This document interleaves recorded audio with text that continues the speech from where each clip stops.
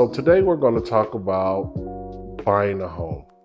So that process, a lot of people go through that process and it's very daunting. They think they get overwhelmed through the process and then tend just to say, no, I don't want to do this. But what I'm going to do is break down how to purchase a home. Step 1, 2, 3, 4, all the way down. Just go through the basics of getting you started through the process and trying to make this process a lot easier for you. So get a pen and paper and let's get ready to, let's get started. Hi, I'm Walter Richie, a real estate professional here in the Inland Empire in Southern California. And one of the things I want to educate you guys on today is purchasing a new home. First-time buyers, or if you've purchased a home in the past, just kind of give you a refresher. So as we get started through this process, get your pen and paper, let's get started. Getting pre-approved. So that's where we're going to start first. So whenever you're going to purchase a new home or just getting started in the process, a lot of people want to buy a new home, they go visit these open houses or going to look at new homes and things of that nature. But regardless of any process, you want to go get pre-approved.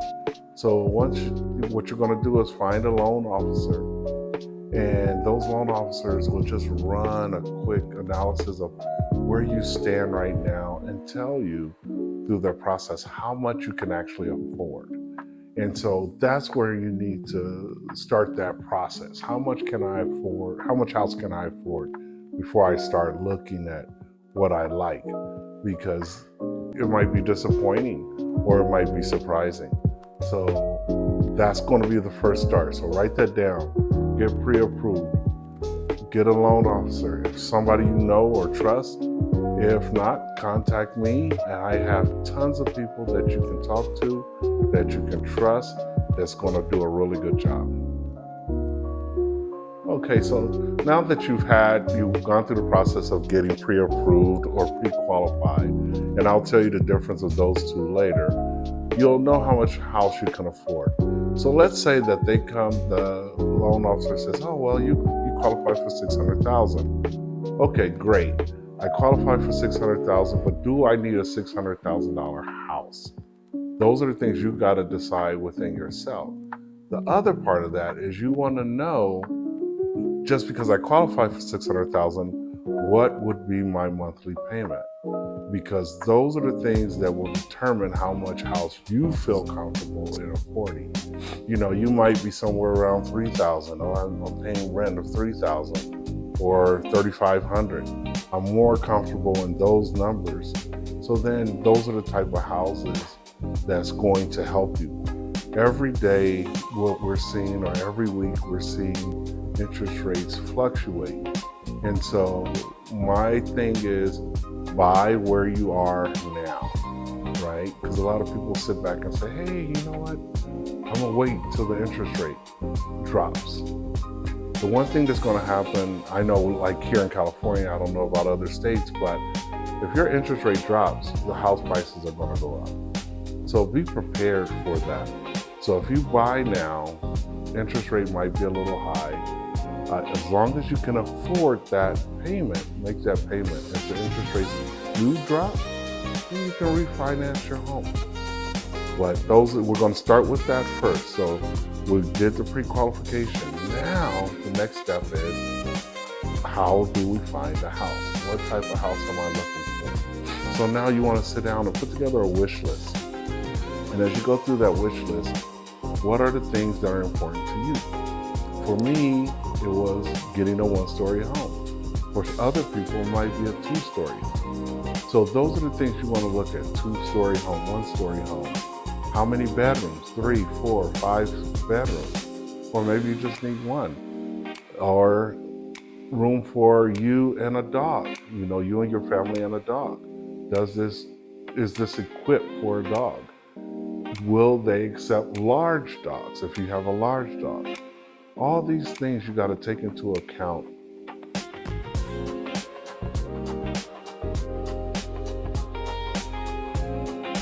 All right, so now that we're going through the process of looking for a home, and let's say that we do find you a home, 1, 2, or 3 homes that might be a good choice for you, a good option for you. You can put offers on those homes. And so they have this thing called earnest money when you put an offer on a home. And so this money isn't given directly to the real estate agent. This money will be accepted through escrow. But you can tell, so when you do put an offer on a home, you can say, okay, I want to put, most people want 1%, 2%, 3% of the asking price for your earnest money deposit. But basically that's just telling everyone that you're a serious buyer. So if you're willing to do that, that's when you lock that in. So now you put in that offer and you're going to wait. It could be up to 72 hours before the seller responds. But even in that situation, don't get antsy, just relax and just wait. I know it's like, oh, I want this house, but don't put all your eggs in one basket. So I want you to continue looking at houses until you do have a house that's actually in escrow. Okay. Now that we've started this process, we made an offer, and let's say that the offer is accepted. Okay, so now this is where the fun part starts. We get into escrow.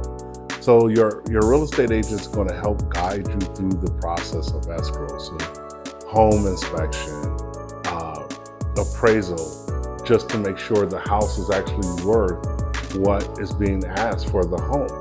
And so those costs are going to come out of your pocket.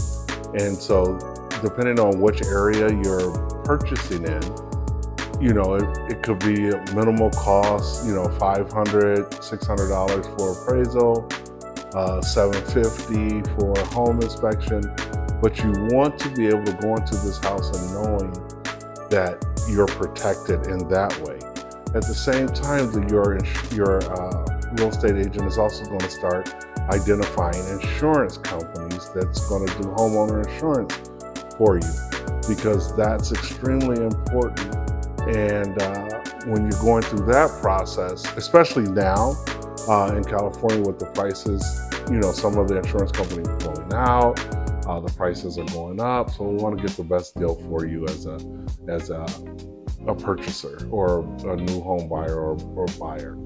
Now, as also what you're going to look at, or what you're going to continue to look at, is you're going to drive the neighborhood in the daytime, drive the neighborhood at night, just to make sure that this is where you want to be. Spend some time at that house. I always, when people come to my open houses, I tell them, spend more, if this is something that you're really interested in, spend more than 15 to 30 minutes in this house. If this is a house you're purchasing, you're going to spend 30 years in this home. You want to spend hours in this home looking at every single detail of the house to make sure that everything you want fixed is fixed, or these are things I can live with, I can fix myself. So those are things, and then your agent is going to walk through it with you as many times as you need to feel comfortable. Even if you're buying a brand new build, it's better for you to go in with a real estate agent versus going into those homes by yourself. And so a lot of people will tell you, oh, well, you just save costs. The bottom line is you always want representation in everything, especially real estate. You don't want to go at it alone. So, those are little things you want to put in your pocket or in your feather in your hat, just to remember, because you're not going to know a whole lot. And if you do know a whole lot, the world has changed a little bit. So, so those are the things I kind of just want to throw out there. We're going to talk about another part of the escrow process. One of the things that's going to be happening is your loan. So if you're not a cash buyer, you go into this process with your loan, and you have the pre-approval, pre-qualification. Now, with the pre-approval, they took a few documents, told you how much you're worth. pre-qualification, they're going to take more documentation and tell you exactly where you stand. So as you're going through that process now, during escrow, we got to close that loan. We got to close that loan fast. So the goal is to get as many of the documentation that your loan officer is going to ask for as soon as possible. So if you have everything already ready, get those items to your escrow officer. So they're going to ask for your driver's license. They're going to ask for your W-2. They're going to ask for taxes for the last couple of years. They're going to ask for bank statements. If you own other homes, they're going to ask for documentation for that. If this is your first time home, it should be a lot easier than if you've purchased in the past or you have multiple properties. And so just make sure you have all those things, you're ready and you're equipped so that you're not wasting time. Because right now we can close escrows, within 30 days or sooner. So that's how fast you can be on your way to new home ownership. But it's all going to be up to you. You got to move at a fast pace through the process. Okay.